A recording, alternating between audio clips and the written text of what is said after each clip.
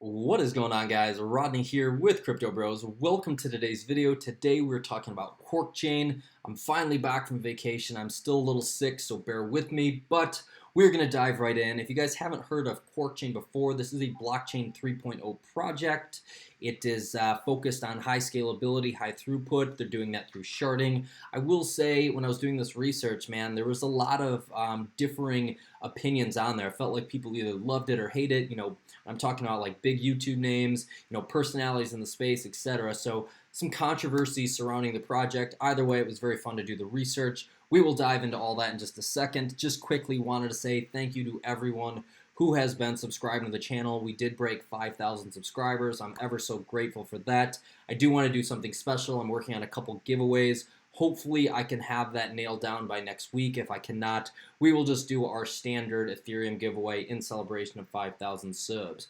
All that being said, let's jump into today's video. What we're going to do is I'm just going to do a brief overview of the tech, some of the things as going on. We'll check out the website, the team, and we'll look at some price points and whatnot of Quarkchain. So to start this off, Quarkchain is really focused on horizontal scalability. Their goal is to be at 100,000 transactions per second on chain. When these guys initially launched, though, their claim to fame is, a million transactions per second on chain. Since then, they've kind of downgraded it, to 100,000 transactions. But that was a red flag for a lot of people.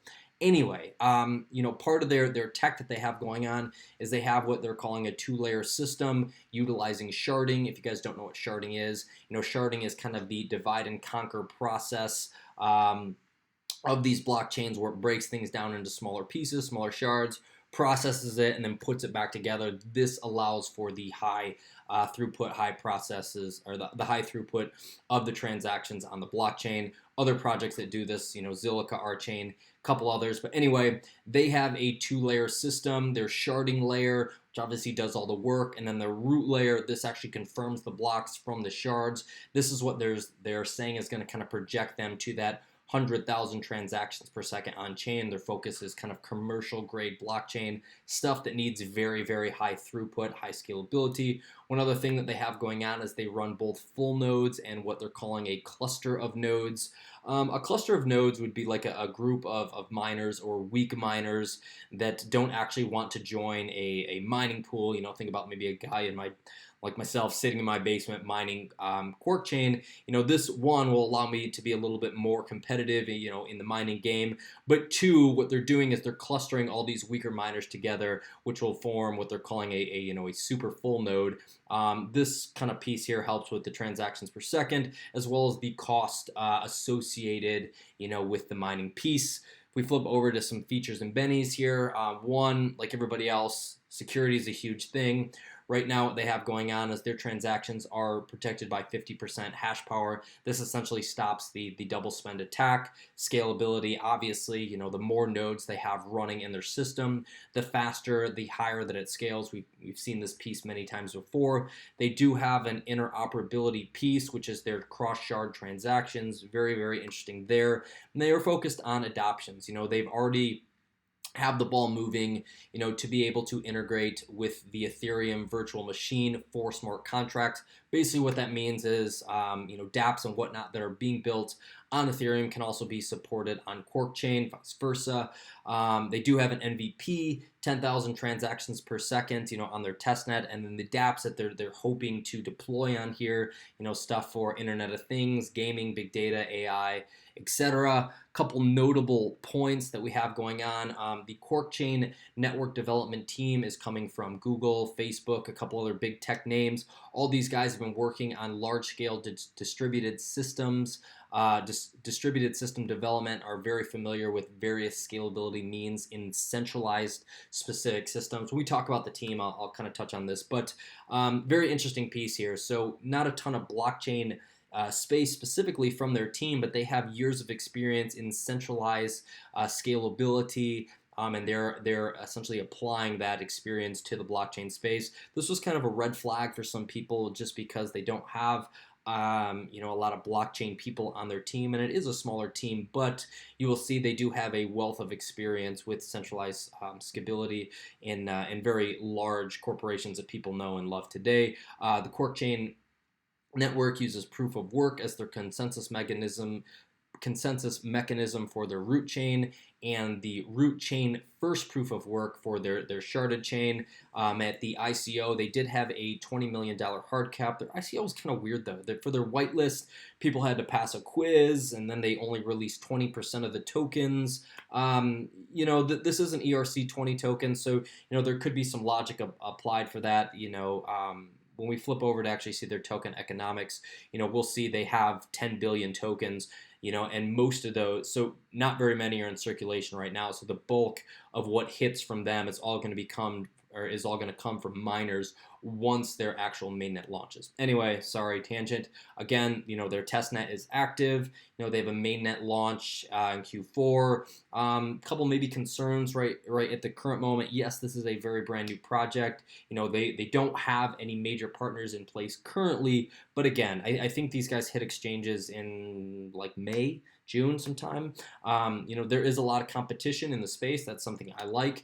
That means there is a need for products like this. And they're also very comparable to other blockchains in the sharding, in the sharding space. Zilliqa and Archain are both top 50 coins in market cap. So we can potentially see where these guys can go. Flipping actually over to the coin market cap, we can see their current market cap is $39 million USD. They're ranked 167 in market cap.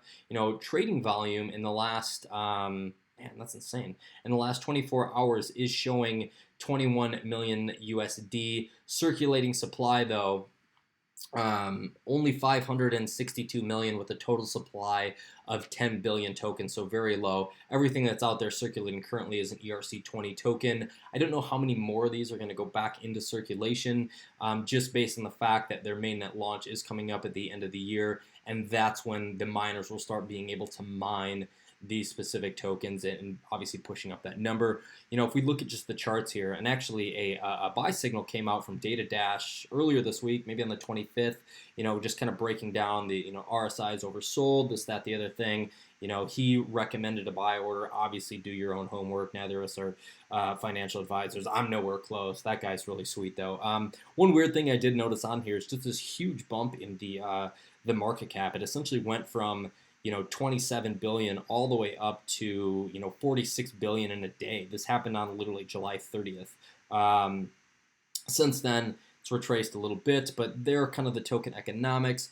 One interesting piece, though, and another piece of controversy, I don't know why I keep doing this, is that when these guys listed on KuCoin and Binance, they had to postpone the listing, essentially saying there was not enough QKC tokens deposited in there. So they kind of were having, what people thought was a liquidity problem with their tokens. Again, man, their hard cap was only $20 million, and they limited it to the amount of people that could actually jump in on this. So interesting piece there. Flipping over to CoinCheckup, what I like to usually show on here is the all-time high and what it's trading at currently. They've actually removed it from here, which really bums me out. But all-time high right around 24 cents, and then the low was basically 6 3/4 cents, and it's currently trading at just over 7 cents. So we really are approaching the all-time low in terms of Quarkchain price. But again, guys, fairly bullish market, especially for altcoins. The Bitcoin dominance is at 48% currently, and a lot of people are leaving their alts, to jump into Bitcoin. I did find it interesting that CoinCheckup did have this as a strong buy. Again, mainnet launch in 5 months. Quarkchain core again and is about a year out. If we jump over to their website, not a bad website. I'm not going to go through this. We've already talked about some of the features and the tech that they have going on. But jumping down to their team, a lot of guys, a lot of other reviews on here put this team as an all-star team. You can obviously see why. Software engineer and expert in high-performance systems, former Googler, and 15-plus years development and experience, PhD from Georgia Institute of Technology. That's their founder. Here's a software engineer, 6 years experience at Facebook and Google. They have 3 research scientists on their team. Obviously, here's their marketing and PR. Some pretty heavy hitters, I would say, in the in their advisory board, advisor of several blockchain technology companies such as Icon Foundation and Orchard Labs. This guy was the former president at DSSD. This guy was the founder of Cloudnets. This actually company ended up being bought by IBM. Our guy over here, University Distinguished Professor at Virginia Tech, fellow National Academy Engineering USA, and then expert in cybersecurity, discovered serious vulnerabilities in Linux, Android, TC, PIP, etc. So again, the team has some experience, some big names that are aligned with them. As you jump down into their investors, obviously there's a lot here. I didn't dig through all of these. You might recognize a couple of the names on there, Draper Dragon, a couple of these other guys, TLDR, etc. But one point here that I wanted to point out is in their latest testnet trial run, they did 14,755 transactions per second, number of shards 265, number of clusters 50, peak performance transactions per second was 10,000 plus. Again, guys, there's something, and I'm not taking anything away from them, but there are some things to be said when they are doing stuff in the testnet or in their trial runs. There just can be some things that are manipulated. I'm definitely not saying that is the case here at all. I just want that piece of information that just because they did a testnet run and they're publishing this doesn't necessarily mean it's true. I'm not saying that they're lying, but that is something to be aware of. Guys, earlier in the year, April, May, they were right around 2,000 transactions. Right now, they're up to 14,000. So good for them on improving their tech. Hope that holds true. Again, we'll obviously see a lot of what comes of this at the end of the year when their mainnet is launched. Another interesting piece here that kind of raised some flags for some other people was the fact that their timeline and their kind of start of this project is so new. So really, their blockchain scalability research started, in Q2 2017. Now I'm not sure if there's some backing that went back to 2014, 15, 16 or whatnot, but what raised flags again for a lot of people is like, hey, these guys appeared out of nowhere. They had a white paper by Q4, testnet by March 2018, and now they're claiming 100,000 transactions per second. Not saying anything bad in that regard. I never want to see anybody scammed or anybody lie about this. I always like to hope for the best here, but people looked at this smaller team, shorter timeline of what they have going on and what they're doing as potentially a negative, just based on how difficult it is to process that many transactions, especially when dealing with sharding. If we look at, again, Ethereum, they're probably a year out, maybe even longer, before they kind of rally this whole thing together for their kind of sharding mechanism themselves. And Vitalik himself is considered one of the best in the world. You guys can obviously check out their social here. A couple other interesting pieces. I did go through and read all of these questions and answers. The one that I thought was probably most interesting was right here. Is it says, what is Quarkchain's relationship with DAG and Tangle technology? Oh, I'm sorry. That one is very good as well, but it's how can Quarkchain scale from 1,000 transactions per second to 100,000? And it just kind of breaks it down, saying like, we're talking about averages and what they have going on. It's worth a read. Check it out there. I just didn't want to drag this on too long. Their white paper is fairly good. Again, fairly short timeline. The white paper was actually fairly easy to read, not super technical in that regard. You guys can dig through that. That's on their website, and they actually just published this today, and I've been following along with these articles, but it says Quarkchain Explained Part 3, Sharding and Quarkchain. They're saying they're releasing this information for the first time ever. But a couple other interesting pieces here. The DERP Foundation, who's going to be launching an ICO or their crowd sale, will accept Quarkchain. And then also Anchor Network is going to accept Quarkchain in terms of their ICO as well. I've seen some videos on this on Anchor Network. I Love Crypto did something on this. I'm not super familiar with the ins and outs and Anchor, but he was a big fan of this, as well as a lot of other people. So, some cool things going on for Quarkchain in general. Happy to see them doing well. All I'm saying with some of the points that I brought up is just do your own homework, see what other people are saying.